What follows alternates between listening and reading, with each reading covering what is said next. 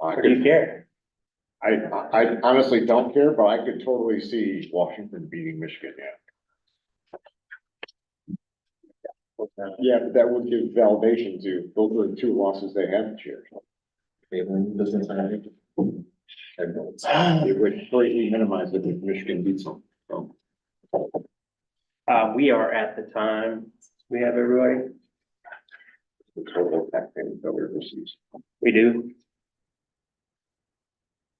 Good evening, everyone. Welcome to the City of Mayville Common Council regular meeting, Monday, January 8th, 7 p.m.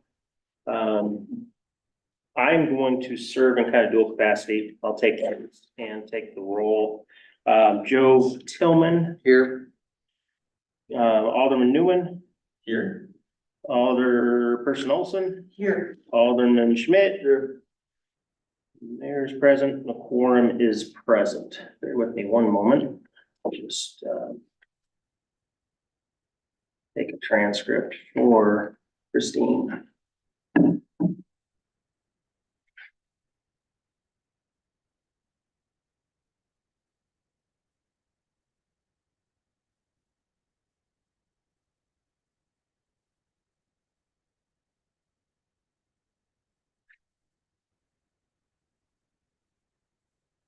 Okay, let's see. So yeah, like I said, we have quorum. Next item, Pledge of Allegiance. I pledge allegiance to the flag of the United States of America, to the republic for which it stands, one nation, under God, indivisible, with liberty and justice for all. Amen. Thank you. Are there any citizen comments this evening? No citizen comments.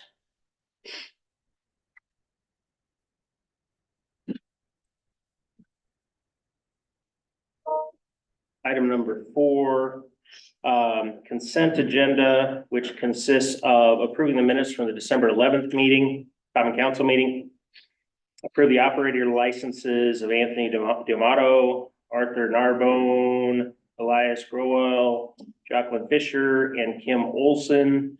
My only suggestion is, Kim, since you will probably want to, what I would do is we'll pull it just to the regular agenda. Yours, and we'll just vote on it individually. Okay. So I'm gonna move Kim Olson's operator license to, let's just move it to under personnel. I'll make it item 1 under personnel. Does anybody have anything else they wish to pull from the consent agenda?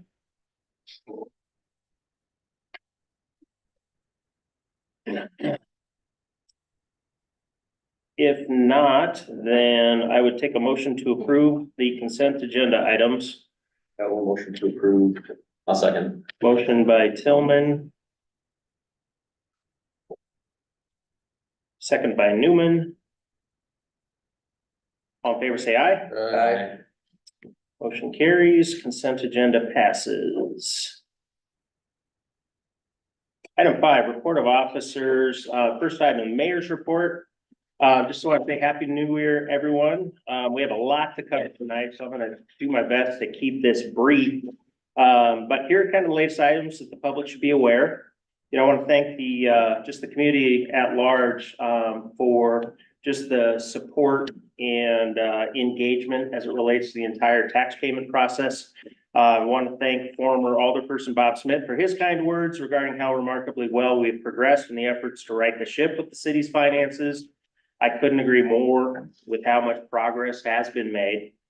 And I'm exceedingly proud of having played a key role and a key part in bringing Cameron Sawyer on board to offer guidance in restoring proper governance inside Mayville City Hall. I also wish to thank, again, Alderman Joe Tillman for his work as finance chair. I have grown to become confident, you know, in your approach to helping manage the city's financial policy. And I'm glad we've created a constructive business relationship centered toward making that happen. You know, Joe has brought a number of pragmatic and useful ideas into helping Mayville city government operate. One challenge the city has faced and still faces is really the relationship between elected officials and city employees. and I want city employees to have a voice, as do, I'm sure, all of you. And this rift between some elected officials and those that work for the city is cause both Joe and I are committed to solving. And I do think that other alderpersons hold that same sentiment at heart. So in December, Joe distributed an optional employee survey via Survey Monkey to city employees, where they had the opportunity to rank the mayor and each alderperson on a scale from 1 to 10. And further, employees were given the opportunity to provide their comments about each.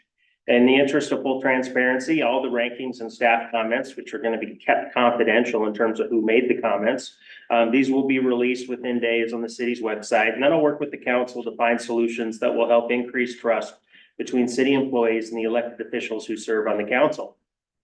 For a brief recap of the year, of this past year in 2023, as you recall, I mean, it's a pretty painful year. We were without a comptroller treasurer being in place for several months. For the first half of the year, we were limping along with financial software that had not been updated in over 8 years. And to make matters worse, there was no reliable historical data to provide a framework by which we could build the 2024 budget. So we were starting largely from scratch. Joe and I worked together to help get it done with guidance and assistance from both Cameron and Tony Meeks. Thank you both. It was a great success, and we've established, I think importantly, a repeatable process that will be in use for years to come. And I'm pleased to now have a comptroller or treasurer in place, and very happy that Cameron is helping to prepare Tony Meeks for ongoing success in overseeing the city's books. So thank you both. This year's budget process, which certainly ran later into the year than any of us would have liked, became the most transparent budget process Mayville has seen perhaps ever. And the work we did will allow for Tony Meeks to have a strong footing for guiding a transparent and fiscally responsible budget for years 2025 and beyond.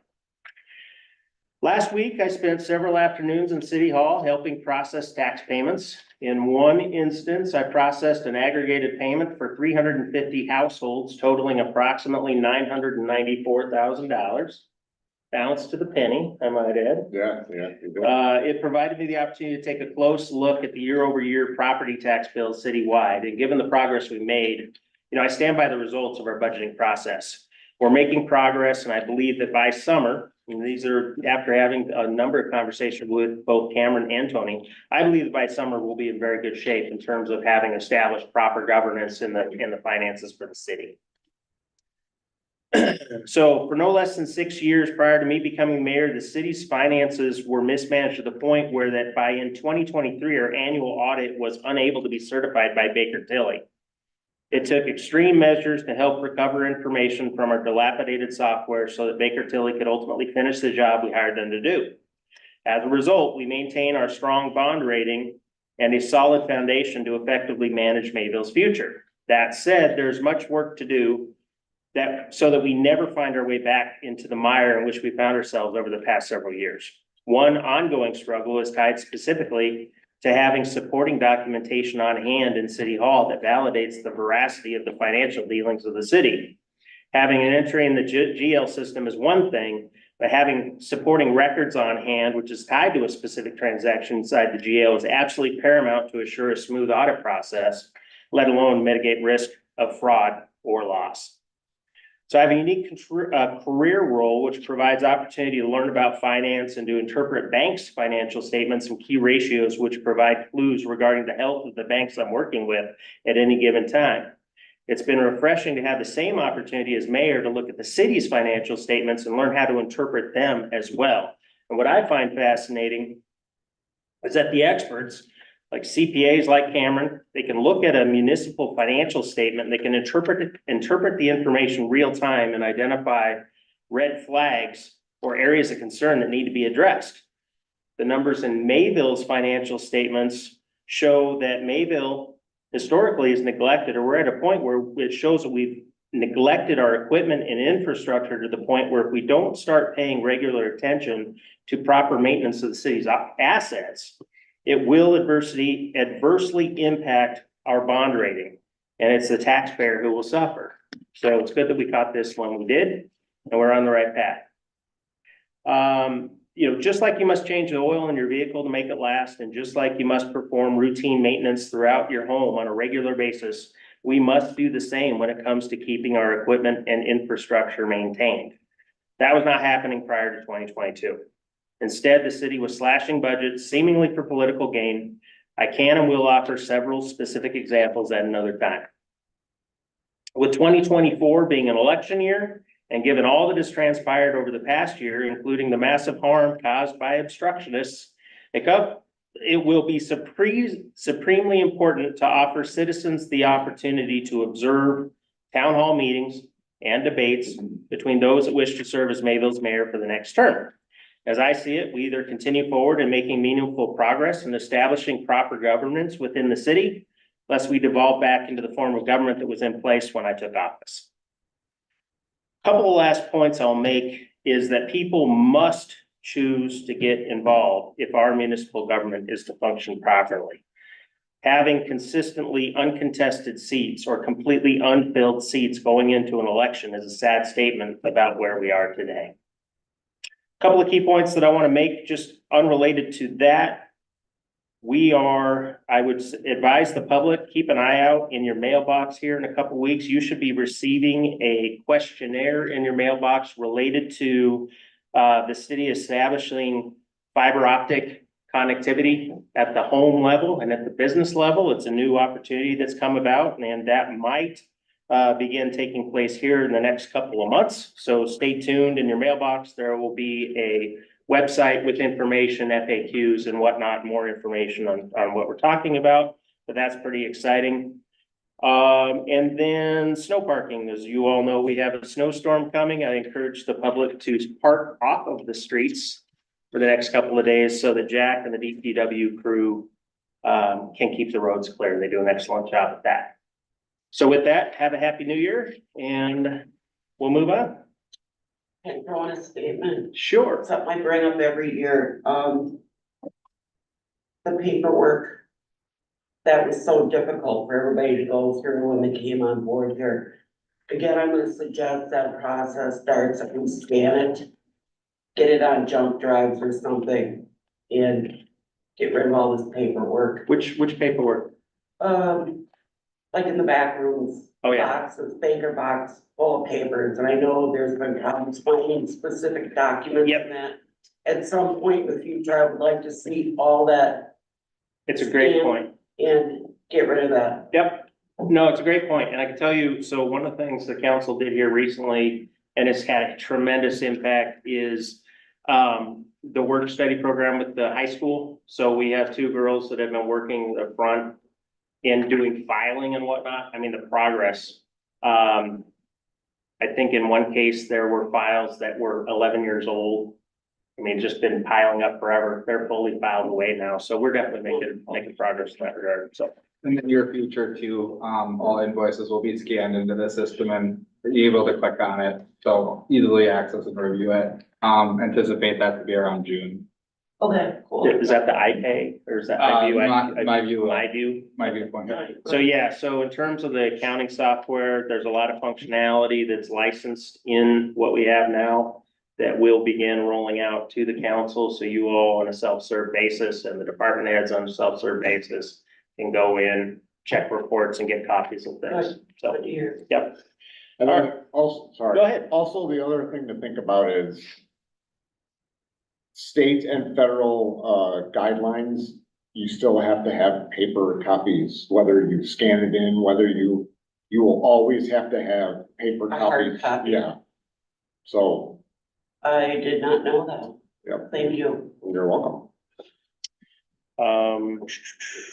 All right, so for a city clerk's report, Chris is out this evening, but just to provide an update, in terms of the nomination papers turned in, from the mayor's role, I turned in nomination papers, Rob Belk turned in nomination papers, and Jesse Liebenow turned in nomination papers, which will necessitate a primary election, which will occur on February 20th. This year's election, the spring election, is also going to be for wards 2, 4, and 6. Joe Tillman filed for Ward 2, uncontested. Ward 4 had nobody file. There's still time to file as a write-in, and then Ward 6, Kim Olson filed for Ward 6. So the primary election will be February 20th, and the regular spring election will be April 2nd, Tuesday, April 2nd. All right, so to be clear, there isn't anybody showing any interest in Ward 4 at all. So I've never spoken with Jesse Liebenau, but at one point he expressed an interest Oh, because he lives in Ward 4. okay, I didn't know that either. Yep.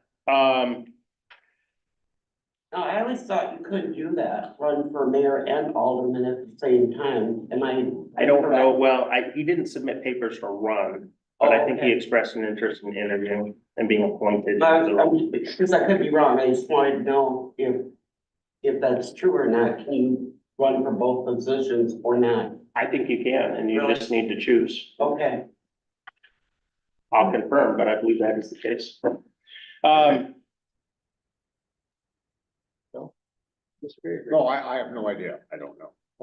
Say it a little louder. You want to- All right, any other questions, comments? So with that, we'll move on to the treasurer's report. Update on tax payments? Yeah, no problem. As you may be aware, I've been helping, Tony in the city with, doing both their December, tax reconciliation and working with the county. Pleased to announce that, the city, processed between about $4.5 million worth of tax payments in, less than 3 weeks. And just to put that into perspective, when you're comparing that to your general fund budget overall, because you as a city collect taxes for the school district, for the county, and for the tech college, that's almost your entire general fund budget of worth of collections in 3 weeks. So that does put a tremendous amount of stress on any staff that have been through the process before, let alone this specific set of staff that they went through the process entirely. This was everybody's first time around. So I give everybody a round of applause and for working so hard and together. And this is not only the staff at this building, staff from all departments were helped. The police chief came in and helped. Your utilities director came in and helped. EMS and Julie came in and helped, and it was just a great visual of Michaela from the tag center coming in. And it's really great to see a community and staff from all different departments come in for the greater good of the community. It really shows that your staff have a lot of compassion for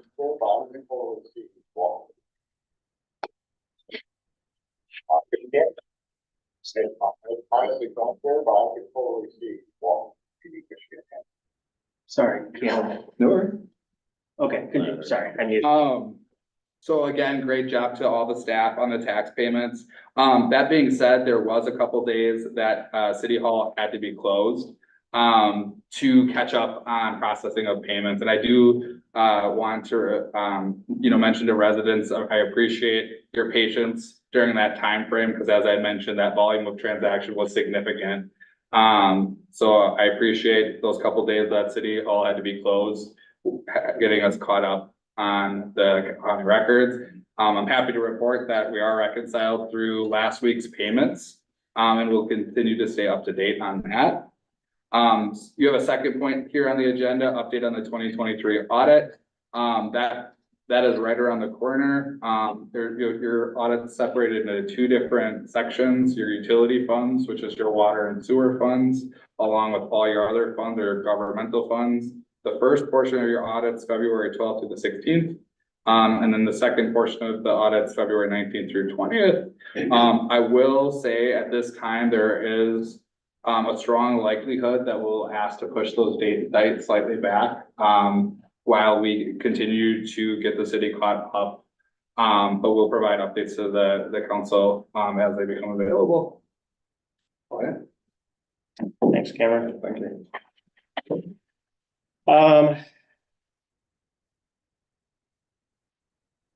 right. You know what? Perfect. Next item, committees, commissions, and boards. Under personnel committee, the first item is approve the operator's license for Kim Olson of Mayville, because Kim isn't gonna vote. We just did this separately, so I'll take a motion to approve Kim's operator's license. I'll make a motion to approve. No problems there? No problems. Okay, thank you. Motion by Tillman, Just wanted to check. Okay, Second. all right, second by Newman. Any further discussion? All in favor, say aye. Aye. Very good. Motion carries. Next item is called 1A, appoint additional election inspectors.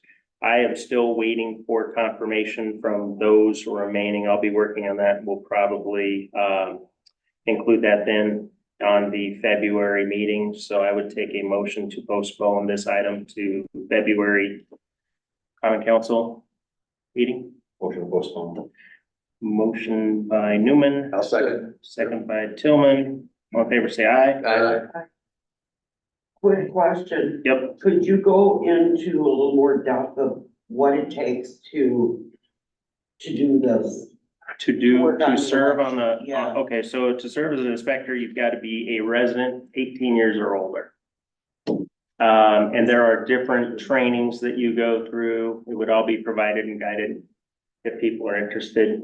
Are And you talking like 4 hours, 8 hours, days? How many hours is it usually? I don't know. I could check with Karen Gibson and get the specifics on it, or I could check with one of our chief inspectors. I just want to get it out there in case you got. Yep, I mean, it is, there are many people that are serving as inspectors currently, have been doing it for many, many years, and it would be helpful. It's a good opportunity for people to get involved. So if anybody's interested in service to the city, we are taking applications for that role.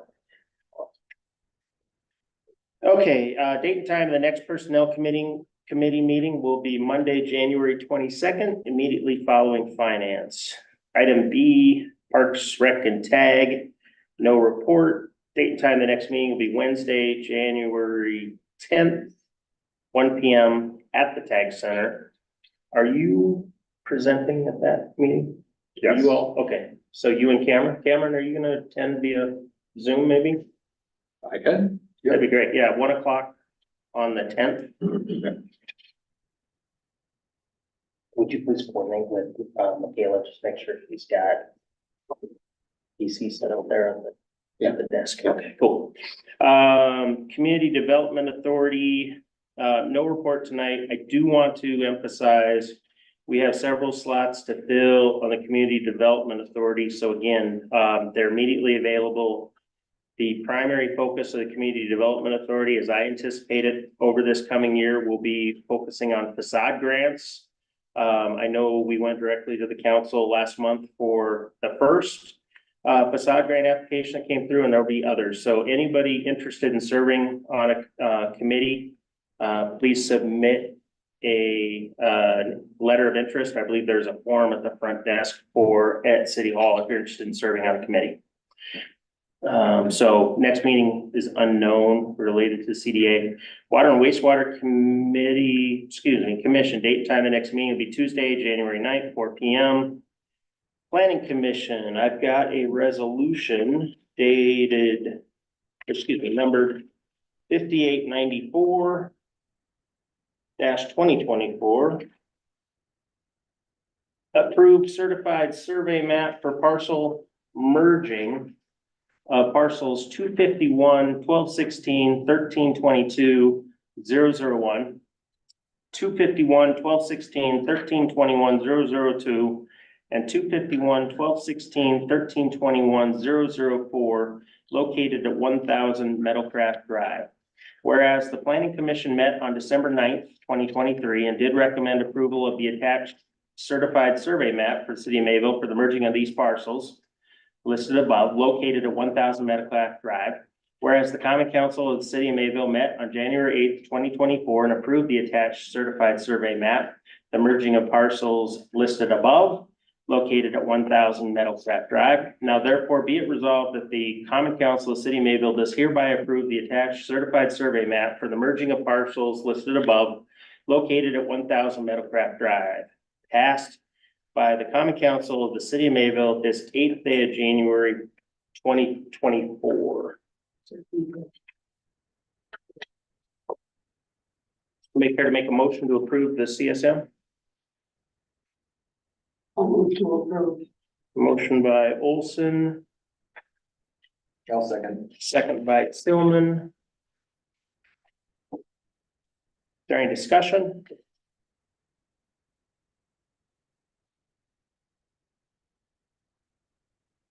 All in favor, say aye. Aye. Opposed? Motion carries.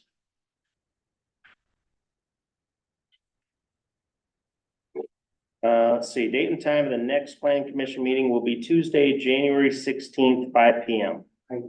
Is that what the meeting is gonna be? Cause I don't think public notification's been put out.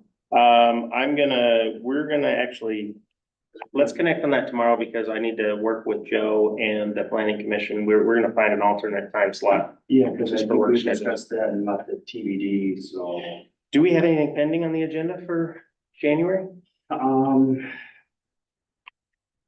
I got that CSM for the Clark Street stuff from Intergrass about that development that they Okay. wanna do, but I believe I reached out to Tom and was wondering if he wanted to proceed forward with that, and seeing as they don't have a developers agreement. Yep. And then we have the comp plan to discuss. I think those are the only two agenda items. Okay. I'll connect with Joe tomorrow and then reach out to the rest of the planning commission and see if we can find an alternate date and time. So stay tuned. Public Safety Committee, nothing this evening. Date and time, the next meeting will be Monday, January 22nd, 6 p.m. Public Works, nothing tonight. Date and time, the next meeting, Monday, January 22nd, immediately following Public Safety. Finance Committee, we've got a few items here. The first item, discuss with possible action, authorize $2 million match, 50% of total cost, a new EMS building, and authorization to apply for a grant. I could take the first swing on that. Please, yeah.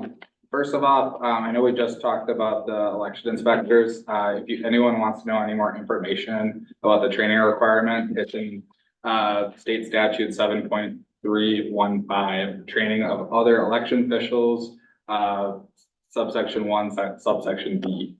Can you repeat that one more time?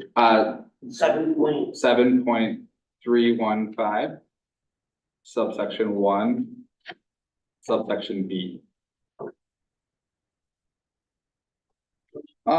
So before you tonight, it was discussed briefly at finance committee, brought relatively late in the process. And that is primarily due to the time frame on which, the grant has to be applied for. So the action today that we're asking the council to consider is authorizing up to a $2 million match, which is 50% of the maximum that the building could be of the new EMS building, and authorizing to apply for the grant.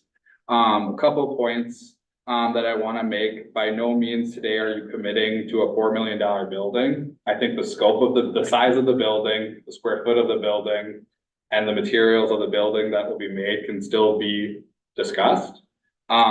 What this is primarily doing is at the highest amount that the city is gonna pay, that you can commit to 50% of that matching total, which is that 2 million. Now, if after Keller goes in and does their work, it ends up being half the cost, or you end up getting some donations, or additional proceeds from land of the building, or proceeds from selling the current land that the EMS is building, great.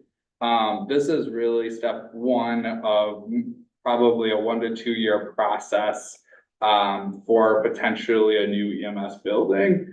I've kind of sat and discussed with the current EMS staff with what they're working with, and they're kind of right now bursting at the seams.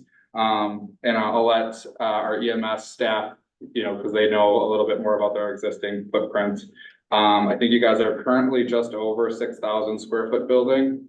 I believe the proposed building is tentatively 8,000 square foot. 9,000. 9,000 square foot. But again, there's a lot of work that needs to be done about determining and that's what Keller is gonna be engaged to do, to determine what is the size of the building that they need.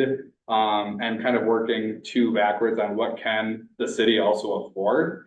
I mean, they could certainly provide you schematics for a building that's gonna cost 10 million. But they could also show you what, you know, based off of your size and your population, what is the current amount that they need.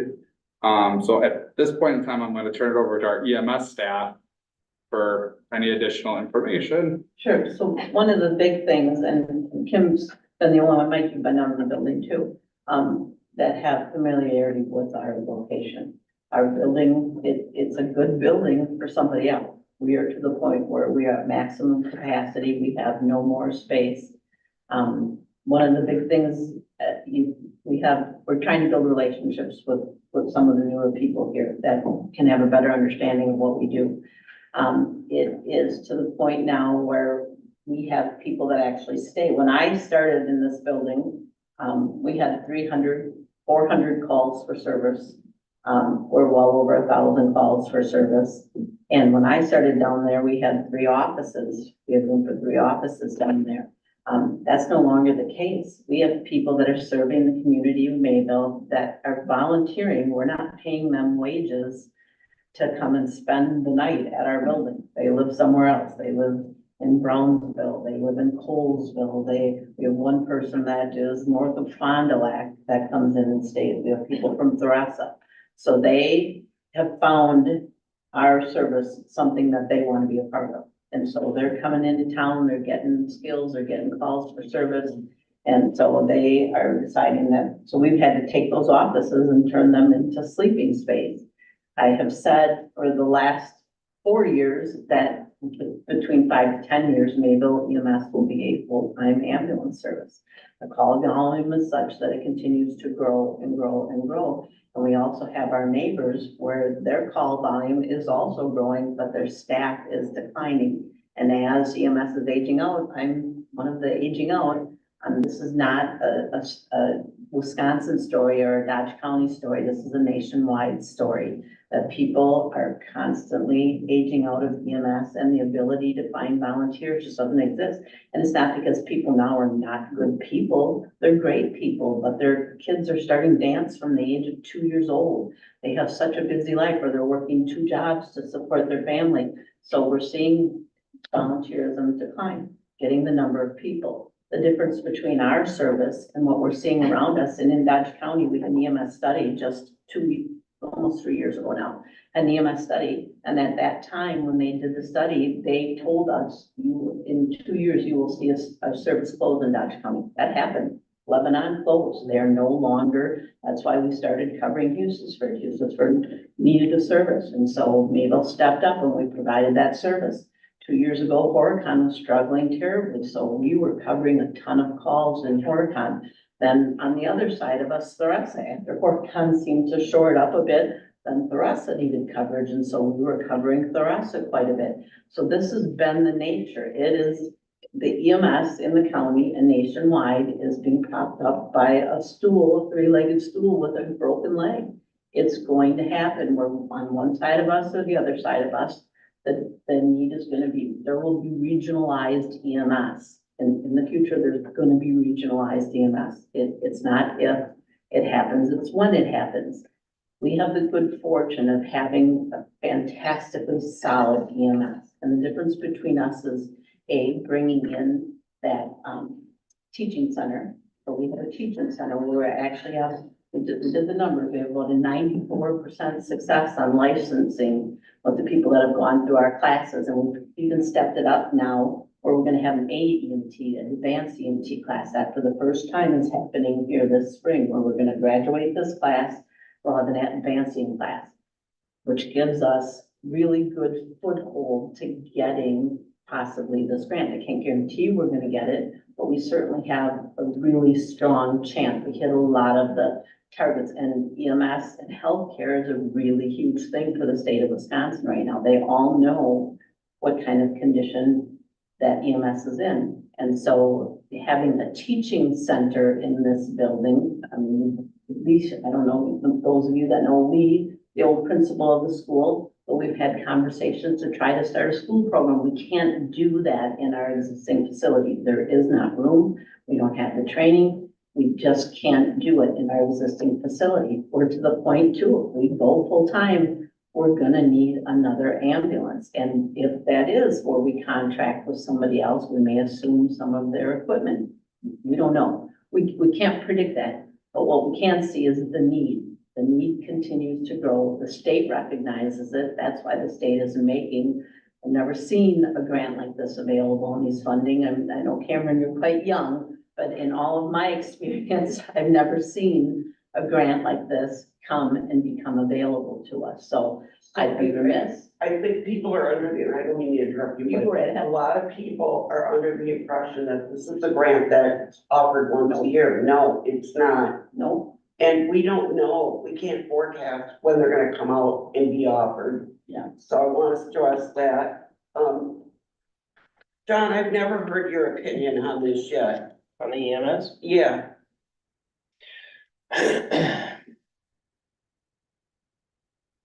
I am in favor of building a new EMS building behind the tag center.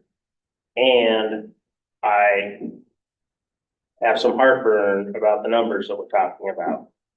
And the reason I say that is, and again, so educate me, right? So, but from my standpoint, what I was always thinking was a nice insulated Morton building, plenty of space, 3 bays, offices, barracks, bunks, bathrooms, and a training room. And I know at one point we had put together a quote to just have a regular 4x4 Morton building, and I think it came up to like $190,000.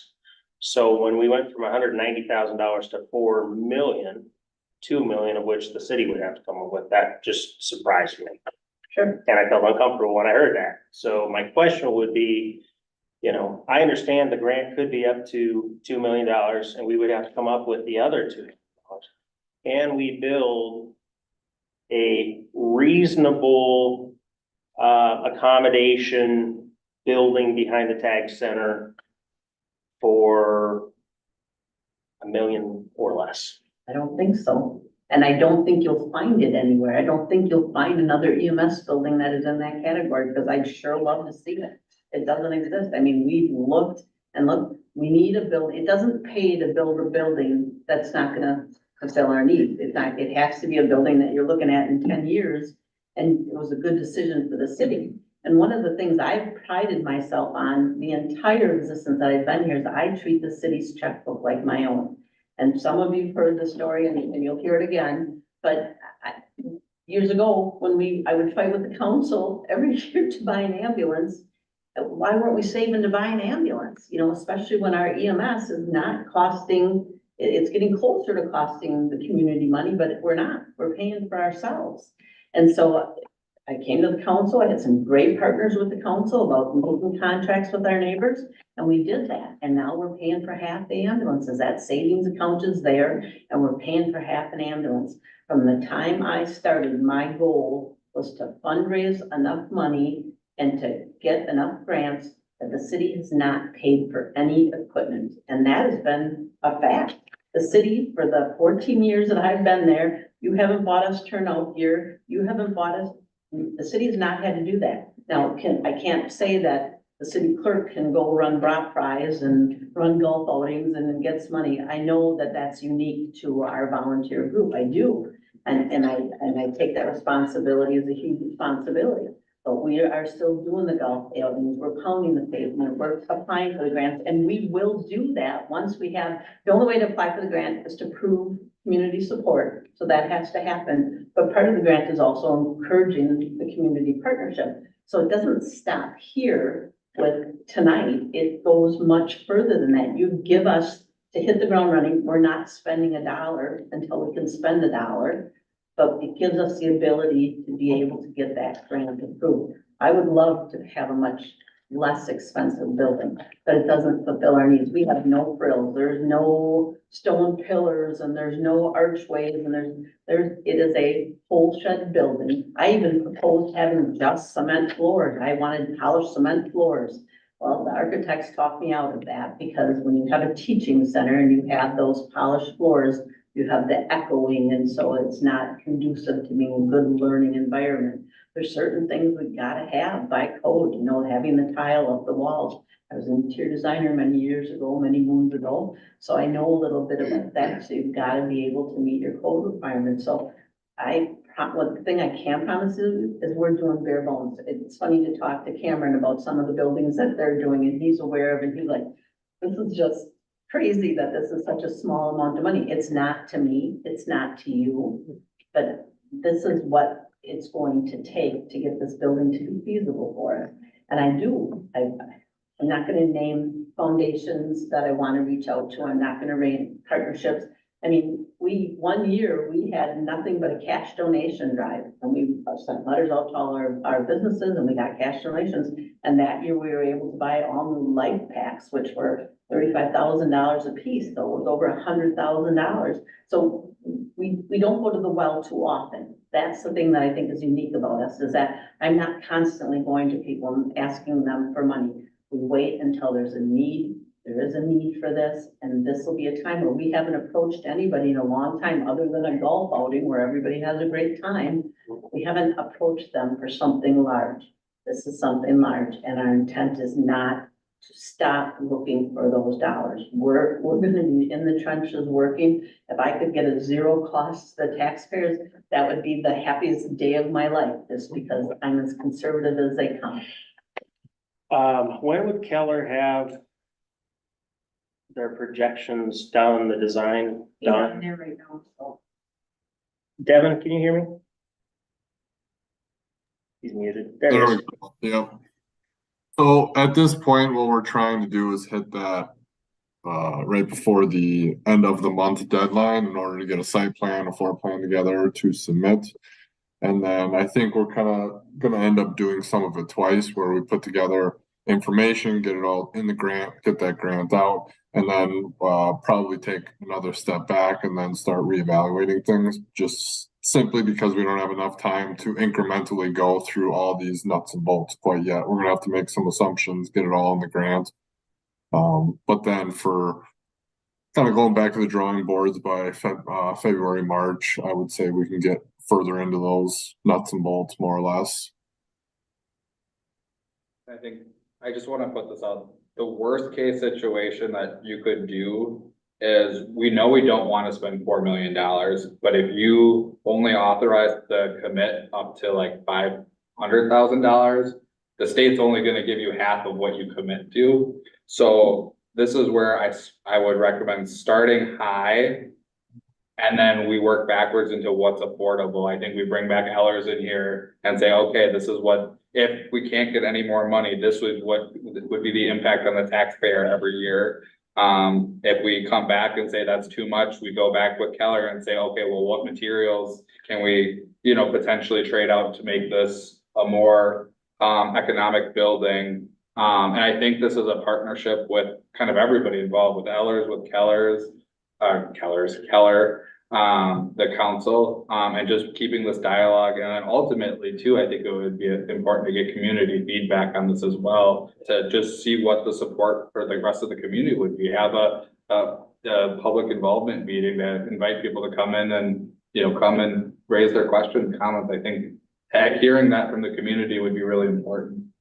And one of the things I wanted to say was that grants like this are not new to me. If you've heard about the communications grant that was granted to the county of over $400,000, well, the match makes it over $400,000. Those are my grants. And I actually applied for that very same grant in 2022. We at the county were awarded $110,000, and we ended up turning that money back to the state and said, look, we're not gonna go forward with this project. At that point, it was a 25% match. We had, county had some budget problems. And so with my connections, talking to the right people, found out, hey, guess what? They're gonna come out with some actually continuity of operation funding available on top of this very same grant. And so when I applied for that last year, then it became over $400,000. We're able to get some really critical equipment with that, and the match went down to 10%. So, but this type of grant, I've never seen before. I've lived in the grant world for a very long time. I'm old, I'll be 60 next year, so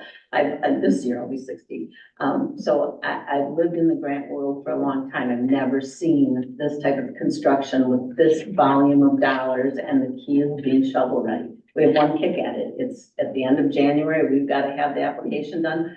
We've got a lot of work to do to make that happen. Keller has a lot of work to do. We'll need support here at the city, and most of all, we need it from the council to be able to even get a chance. Do you do the grant writing yourself? I do, yes, I do. So it sounds to me like you've been pretty successful Yeah. at it in the past. Yep, almost $1 million in just the last 3 years for the county. It's been 4 years, I'm sorry. So, yeah. Okay. I can't promise, there's no promises No, whatsoever, I because know. I don't know what the needs are for anybody else, and that's exactly what I said to the sheriff this year. I can't promise. They know that I'm on the retirement track. My husband is recently retired, and so it was their goal for me to try to get this last grant so we could get this project done before I retire. In that grant application, correct me if I'm wrong, it doesn't have to be, there isn't a specific spot that you have to tell them, is there? Yeah, you need to, yeah, we need to, this is what they call a shovel-ready project, so we need to come up and say, the city has got a plan for this, so location is important to them. We'll need, yes, that is part of, and I'm assuming that that will be a big requirement for us. All right, I was hoping that there were other options other than that trade center facility area. But it sounds like you pretty much are honed in on that. Well, and one of the things we did talk to Keller is wanting our facade to complement the TAG Center. So it, you know, especially if you're talking about behind the TAG Center, it would be huge, but it still is. This is something important to me. Also, you know, we actually sent them pictures of the stone and things like that. So there'll be, you know, if there's a cedar pillar outside that you could have similar stone. So that would be very much our goal, Kim, is we want, I mean, the TAG Center is a wonderful gift to this community, and we would want that to be something respectful and Right. and at the same, it's still gonna be a pole shed. It's not gonna be a Jackson, you know, city complex. It's going to be something very as cost efficient as we can do. Anything else? One more thing, and then I'll let you guys go. So this is gonna be for the 2025 budget. If this, We're not sure. It's, with construction the way it is, it could be a 2026 project, like based off of when they can get it in, when they can get the grant. Another part of this is also a reimbursement-based grant. So the city has to cover initially, then they get reimbursed for project costs.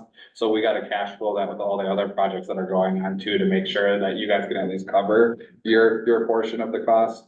And that's a normal. Yeah. And it's hard to say normal with projects this big.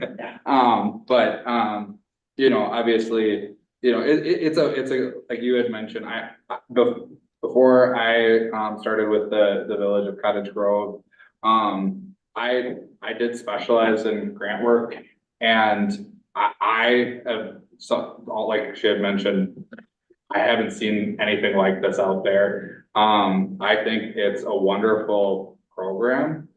And, you know, I think my recommendation is, and I have sent some communication to you guys, is this is not, and I want community members to know, this is by no means a commitment to the cost. I think there's a lot of things and a lot of workshopping that needs to be done yet, but you can't miss the deadline and still apply for it. So that would be my recommendation.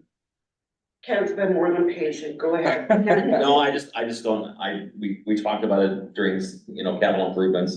I love what the EMS does. I'm all about fire, EMS, everything, public safety. I love what you do. I know the training thing is the big thing. I know that, we need a nice building to house stuff.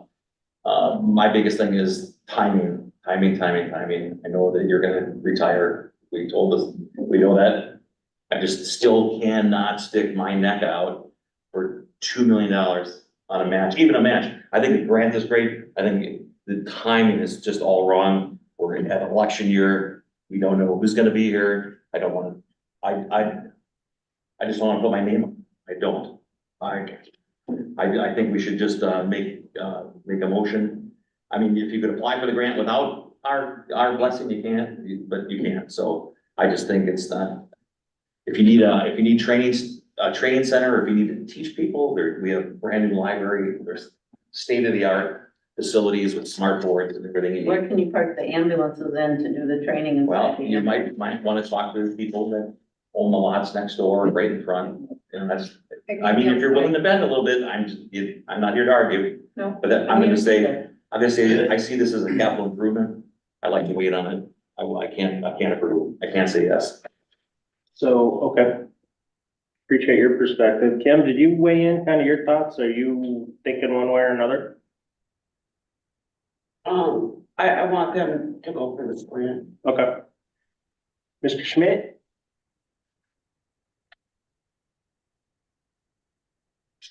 I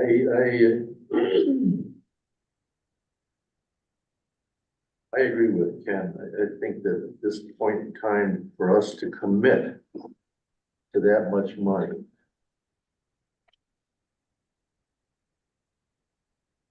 is a stretch, by any stretch of the imagination.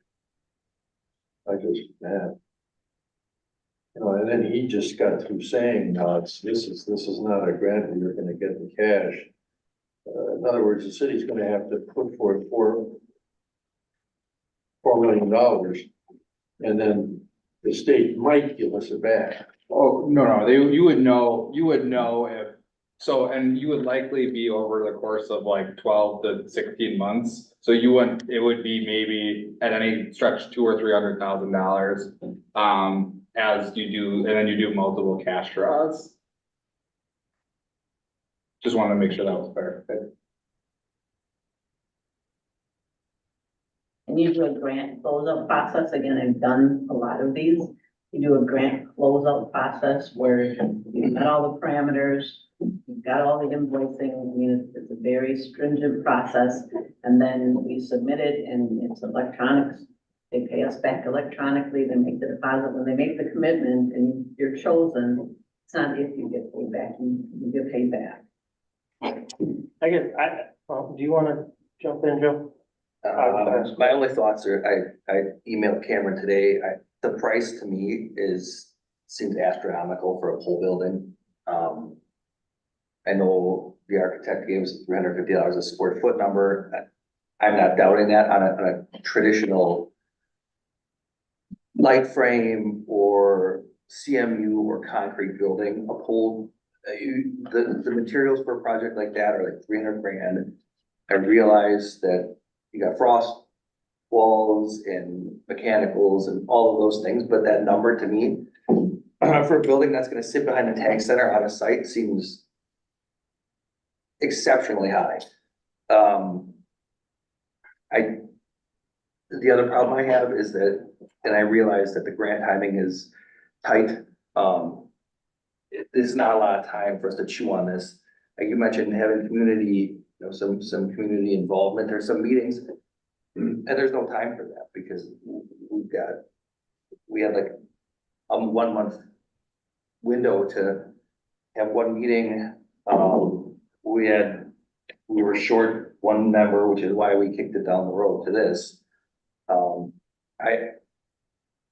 I don't necessarily disagree that we should have a facility that's larger and that can meet the needs of the city and EMS, but that price to me, because I look at these numbers regularly, just seems astronomical for a post frame building.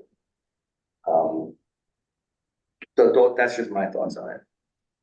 So what's the size, 8,000 is the I think it's over 9,000? 7.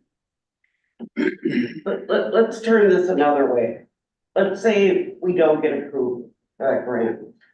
So just, right there in the. So that's another thing everybody should keep in mind too. We don't get it. then we start over with a new plan. And the other point is, there was a council before all of you that had put the money into, to the $2 million, because they came and they met with us and they were in the building and they saw the need. And I was And now one of them. Yeah, and now I'm just. You're starting all over. Yeah, I'm flabbergasted to a point. We do not need to spend the dollars if we get awarded the grant, and this council gets to decide whether or not we move forward. So we can turn that money back to the state. So you do have tons of options. We do have time to have meetings for the city people, because this is something that can happen. You are not rubber stamping us to be shovel. We're starting the building as soon as you make this decision. It's very unlikely that you guys would be making any decisions before April, so I do 100% feel for the not wanting to bind this council to a decision if the council bills or rolls over in April. What I would recommend is, since we don't know that this grant's gonna come back, I mean, this is all, the only thing that you would be doing tonight is basically saying, we'll look into this more if we actually get the grant.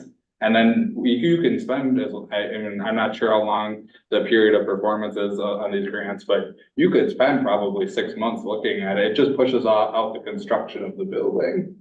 So to allow that public feedback, and then ultimately, if you get awarded the grant, you're 5 months into it and don't end up doing anything with it, just inform them that you don't want to move forward. I would like to make a motion to at least get this going for the grant myself. Motion by Olson to proceed with the grant And the match.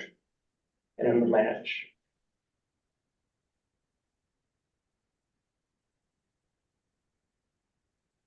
Well, you guys ponder that. I just want to ask, so on this recurring theme of regionalization, right? A thought that comes to mind is, the county may want us to go that way. That might be helping the county out. There may be funding sources. I guess my question is, if regionalization is the direction, why does Mayville city taxpayer have to be all in on footing that bill when we're gonna be serving Sure. communities around us? That's an excellent question, and it wouldn't be that Mayville taxpayers wouldn't foot the bill, because should we absorb one or the other, they're currently paying quite a bit of money for that current service. So there would be a large contracted service. Not only that, but you have to keep in mind the revenue stream that we get from taking something like that on. That has been the balancing budget. I have 2 kids that are auditors, so 2 of my kids are accountants. And so that is the budgeting delicate balance that we have done all of these years, is that how much do we charge our neighbors to make it affordable for them, but at the same time, knowing that that number needs to keep moving up, because at some point we will be a full-time service. And that conversation is something, if you've attended, and you actually did attend a couple of years ago, you attended that meeting with we have an ambulance partnership meeting that we have with all the people that we provide services. That's a conversation we have every year, is realize the incredible deal that you're getting right now for the services that you get. You could never hire a full-time service to come in and take our role covering your territory, because you're getting quite a deal, but eventually it's gonna get to the point where you're gonna need to pay a lot more money for support. That would have to be the same negotiation for any municipality that would push us to that level. Look, we don't have to take you on, but the financial support is such that it makes sense for our people to continue to have that high-quality, top-notch service, and can still provide that to our neighbors. And we have the staffing to be able to do that. It would be a benefit to the city. It's going to get to a point, and most of you that haven't seen our budget for quite a while, there's a lot of EMS revenue.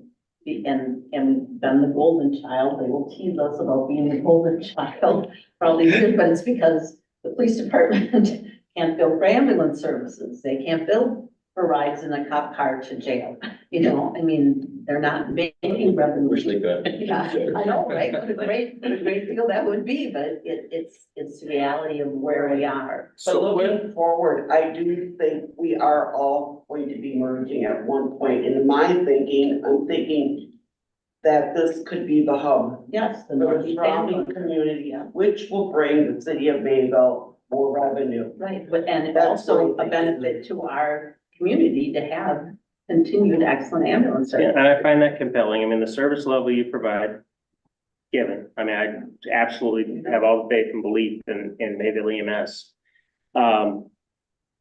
The other aspect of it, and I think maybe even the most significant aspect of it is really the financial analysis of what needs to happen. So Ellers I could would, play a very key role.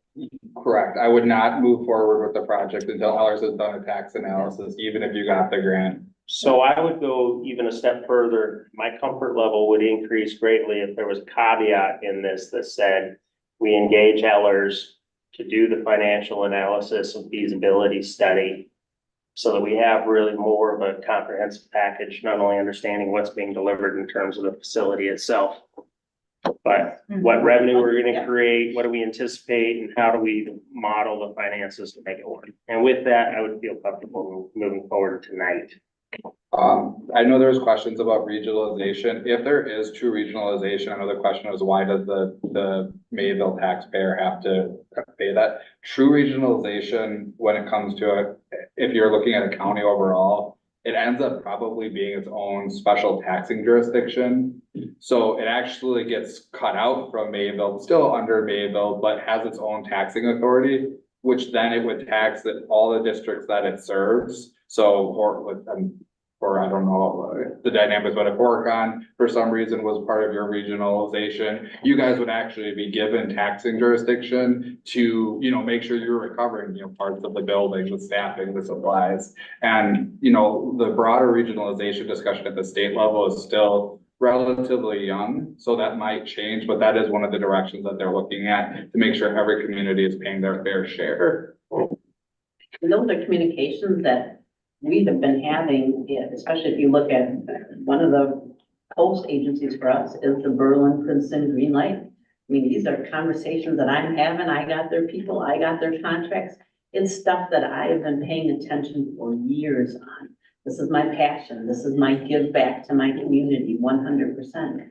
And so we're aware, we're watching. Kim, would you take, just an amendment to add on the Ellers, financial analysis angle to it as well? So I'd like to make a motion, change it up a little bit here. That first we get Eller's input and do a financial analysis in order to move forward with this grant that can be matched. That sounded okay. So you're saying we will apply for the grant,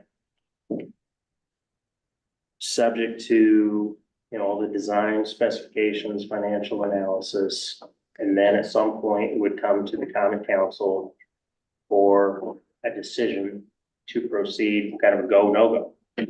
So meaning, in other words, we could get a grant offered to us for $2 million and Mayville could say, you know what, thanks, but no thanks.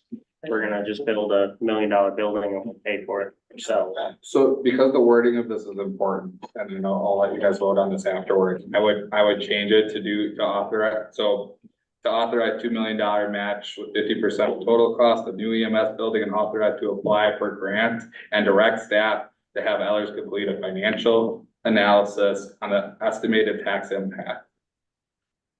What he said, sounds good. I think that's reasonable. Does anybody care to second that motion?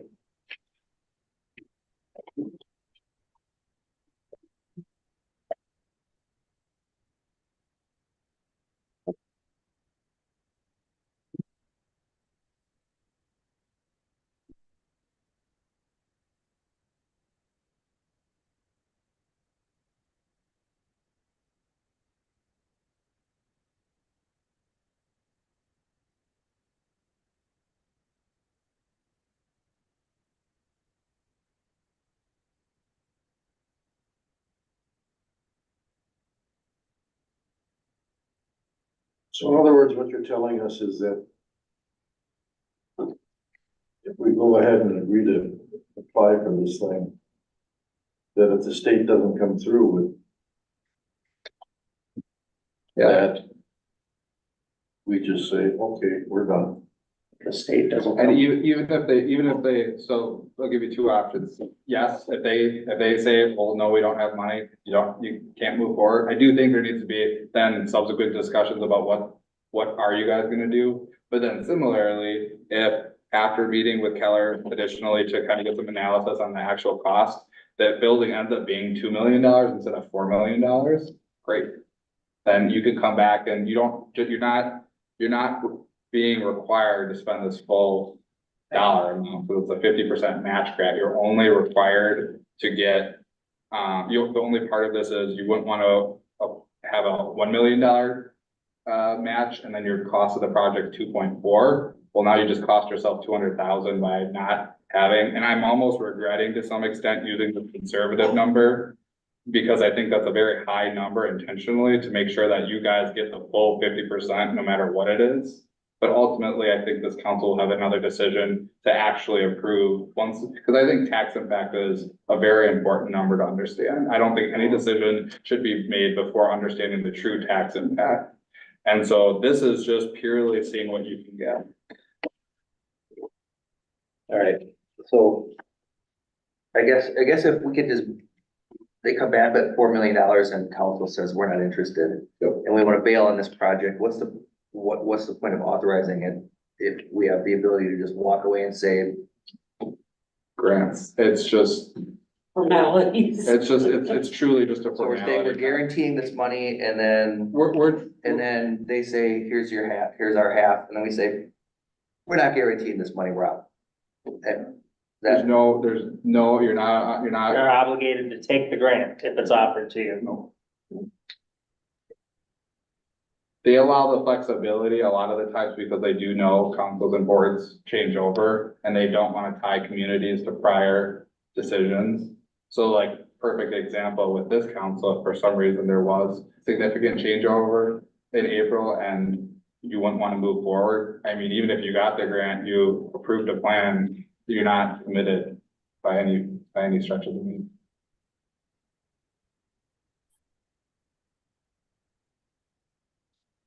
I just think the financial analysis is super important. Without it, I'm very uncomfortable.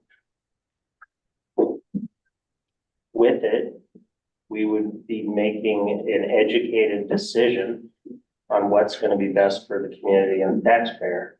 One of the things you said in your own speech when you started here, keep pushing it down the road. Yeah. And as a result of that, the expenses have skyrocketed for how much building costs and how much money costs. And so as a result of that, it's not going to get cheaper. I mean, can we possibly do this? But that's why we don't really know until we actually are able to hit the ground running, but we haven't got there yet that we're able to do that. And having this grant opportunity, in my mind, is a no-brainer. We're willing to do the work, but we gotta have a partnership.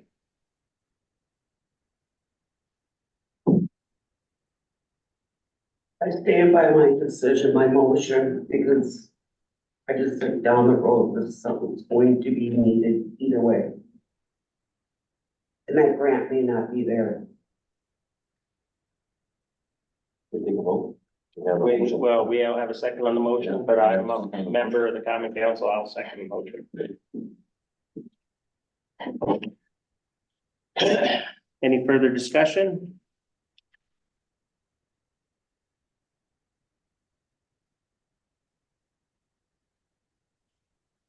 All right, so we will take the roll. Are you comfortable we have the motion worded? Yep. Okay.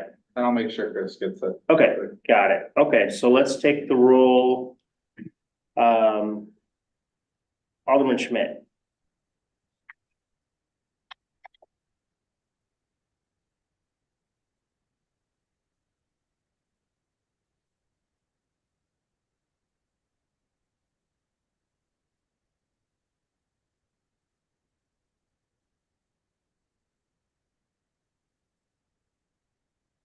Just for argument's sake, I'll say aye.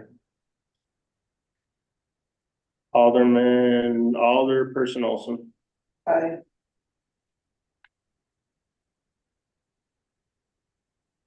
Alderperson Tillman, Nay. Alderperson Newman. Nay.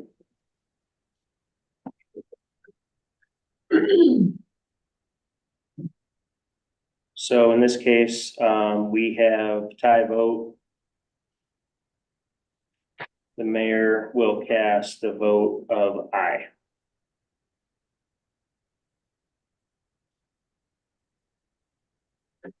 Three, two.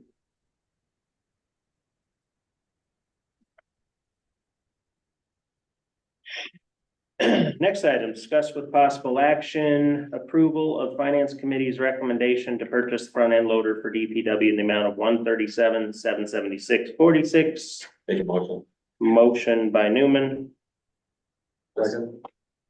second by Schmidt. Any further discussion? We'll take the roll. Alderman Tillman, Aye. Schmidt, Aye. Newman, Aye. and Olson. Aye. Motion carries. Discuss possible action, approval of finance committee's recommendation to purchase replacement laptops as needed, not to exceed $58,3134. Make a motion. Motion by Newman, I'll second. second by Olson. Any further discussion? Just to clarify, since Ken, you weren't here on the laptop conversation, this was the total we approved. But they will be purchased as needed. We're not just gonna all get them. If you want one before it, if not. Perfect. Yeah, and to your point, if this approves here, can you send, anybody who would like one, please send Tony an email and we'll get them, and we'll make sure Bob has it, you ordered. That was it. Okay. So laptops. Alderman Newman, Aye. Alderwoman Olson, Aye. Alderman Tillman, Aye. Alderman Schmidt. Aye. Discuss with possible action, approval of finance committee's recommendation to approve the contract from top to bottom commercial cleaning services for City Hall and the Police Department. Selection of option 1A, which is $1,170 per month, plus $775 for a first cleaning to bring locations up to acceptable levels. Make a motion. Motion by Newman, I'll second. second by Tillman.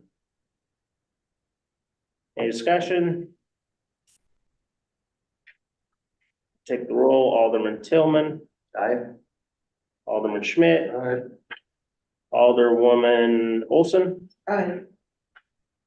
and Alderman Newman. Aye. Motion carries. Date time of the next finance committee meeting will be Monday, January 22nd, immediately following Public Works. Under new business, we have resolution 5895-2024, which is approve the school district seat nominee for the library board, Marion Filling. Read the resolution. Whereas a vacancy has occurred to the library board with the school board representative upon the vacancy of Carrie Matheson. Whereas in accordance with municipal code 22.12a, the mayor shall appoint subject to the confirmation of common council, and therefore the mayor hereby appoints Marion Pilling to serve on the library board as a school board representative. And now therefore be it resolved that the common council of the city of Mayville does hereby approve the above mentioned mayoral appointment to the library board passed the common council of the city of Mayville, 8th day of January 2024. So moved. Alderman Schmidt, second by Newman. All in favor, say aye. Aye. Motion carries unanimous. Discuss with possible action, change of the polling location from City Hall to the new library Based on the recommendation of Karen Gibson, we're gonna do some more analysis on this. Probably not gonna do it prior to the spring election, so I would take a motion to postpone till after the spring election. I'll move to postpone until after the spring election. Motion by Olson, Second. second by Newman. All in favor, say aye. Aye. Motion carries. I would take a motion to adjourn. Motion. Motion by Newman, second by Schmidt. All in favor, say aye. I, Have a great night. Thank you. yeah.